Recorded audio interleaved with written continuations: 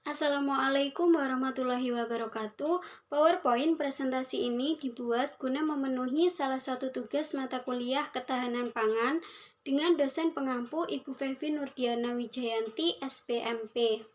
Pada kesempatan kali ini, saya, Devika Firtatriana, NIM 18103210039 dari Fakultas Pertanian Program Studi Agribisnis Kelas A Universitas Muhammadiyah Jember akan memaparkan materi mengenai pertanian berkelanjutan.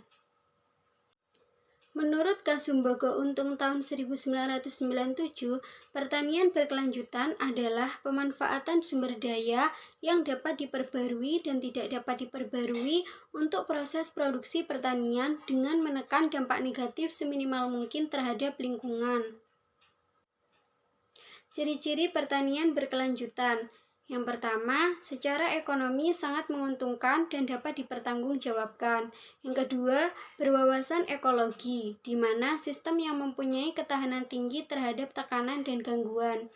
Ketiga, berkeadilan sosial, yaitu menjamin terjadinya keadilan dalam akses dan kontrol terhadap lahan, modal, informasi, dan pasar, serta tidak membedakan status sosial ekonomi, agama, gender, dan kelompok etnis. Yang keempat, manusiawi dan menghargai budaya lokal, yaitu tidak melepaskan diri dari konteks budaya lokal dan menghargai tatanan nilai, spirit, dan pengetahuan lokal.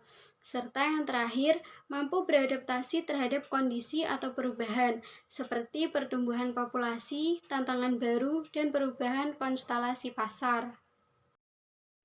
Indikator pertanian berkelanjutan. 1. Melakukan budidaya secara alami. 2. Menghasilkan produk pertanian berkualitas dan berkuantitas yang memadai. Ketiga, memelihara keragaman genetik sistem pertanian.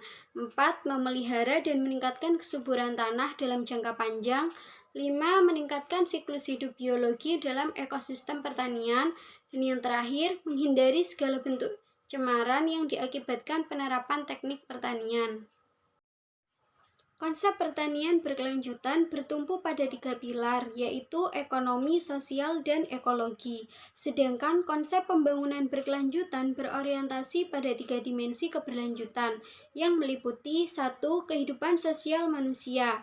Yang menjadi indikator utama dalam dimensi ekonomi ini ialah tingkat efisiensi ekonomi dan daya saing, juga besaran dan pertumbuhan nilai tambah termasuk dalam hal laba serta stabilitas ekonomi. 2. Dimensi sosial.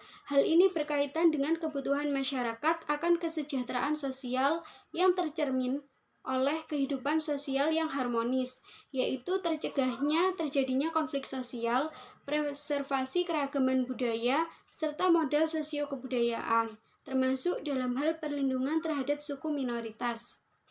3. Dimensi lingkungan alam.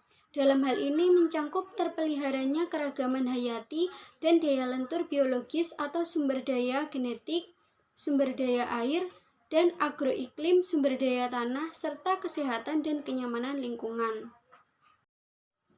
Berikut merupakan beberapa kegiatan yang dapat menunjang dan memberikan kontribusi dalam meningkatkan keuntungan produktivitas pertanian, kualitas lingkungan, serta kualitas hidup masyarakat pedesaan dalam jangka panjang, yang meliputi kegiatan sebagai berikut. Pertama, pengendalian hama terpadu. 2. Sistem rotasi dan budidaya rumput. 3. Konservasi lahan. 4. Menjaga kualitas air atau lahan basah. 5. Tanaman pelindung. 6. Diversifikasi lahan dan tanaman. 7. Pengelolaan nutrisi tanaman. Dan yang terakhir, agroforestry atau warna tani. Sekian yang dapat saya sampaikan, kurang lebihnya mohon maaf. Billahi taufiq wal hidayah. Wassalamualaikum warahmatullahi wabarakatuh.